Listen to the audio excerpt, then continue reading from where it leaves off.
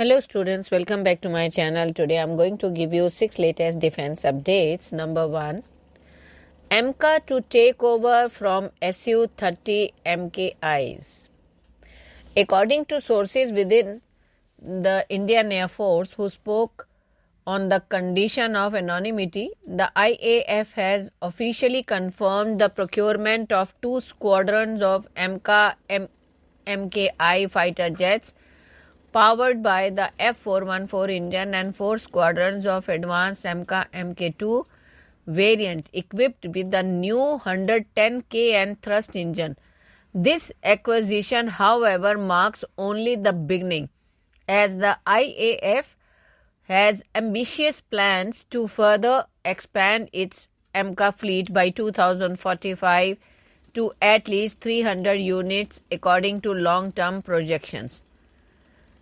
The Advanced Medium Combat Aircraft is India's flagship 5th generation stealth fighter jet program, which aims to provide the Indian Air Force with a cutting-edge platform to maintain air superiority well into the future. With the first flight of the AMCA MKI slated for 2028 and production expected to commence by 2033, the program has already gained significant momentum, received Cabinet Committee on Security clearance earlier this year. Next, HALE UAV development to rely on technology transfer. India is advancing its plans to develop a high-altitude, long-endurance unmanned aerial vehicle for its armed forces with support from General Atomics Aeronautical Systems Inc. This collaboration is part of India's broader deal to acquire 31 MQ-9B HALE UAVs for its military, with GAASI providing consulting and technical expertise for the indigenous HALE program. Next, Indian Navy mulls pump jet propulsion for nuclear attack submarines. The Indian Navy has secured approval from the Cabinet Committee on Security for the construction of 2 new nuclear attack submarines, which will be part of a fleet of 6 nuclear-powered submarines expected to be operational from 2035 onwards.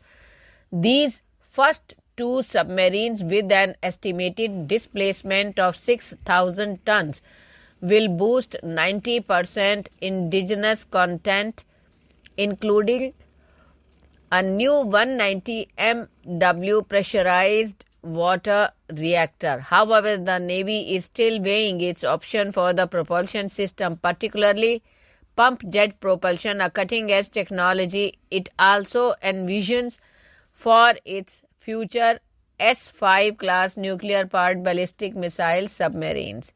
Next, Airbus secures another order from India.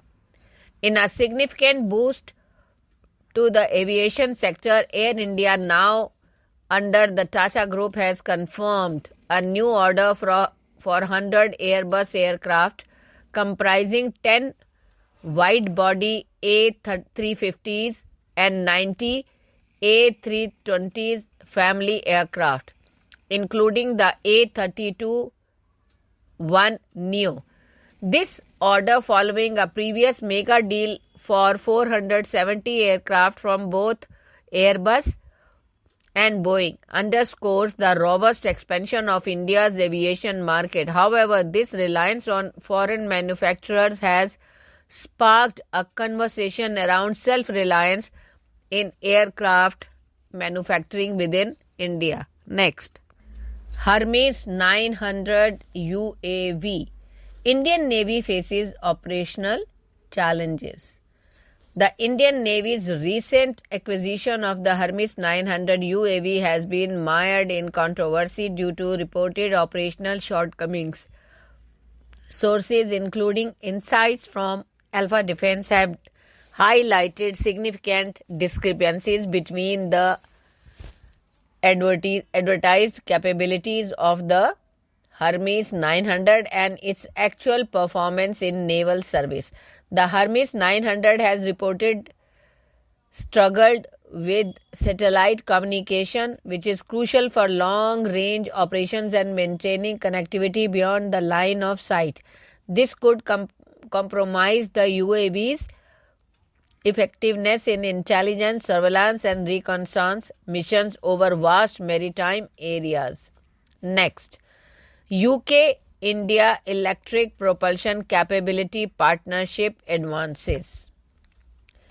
The third joint working group meeting of the UK-India Electric Propulsion Capability Partnership was recently held at the Portsmouth Naval Base, UK, co-chaired by Rear Admiral Steve McCarthy and Rajiv Prakash, the Joint Secretary, Naval Systems. The meeting marked a significant step in the collaboration between the two nations on electric propulsion system for the Indian Navy. A pivotal moment during the meeting was the signing of a statement of intent affirming both nations' commitment to jointly design and develop electric propulsion systems tailored to the Indian Navy's need, particularly for the new landing dock platforms planned for launch in 2030. Thank you.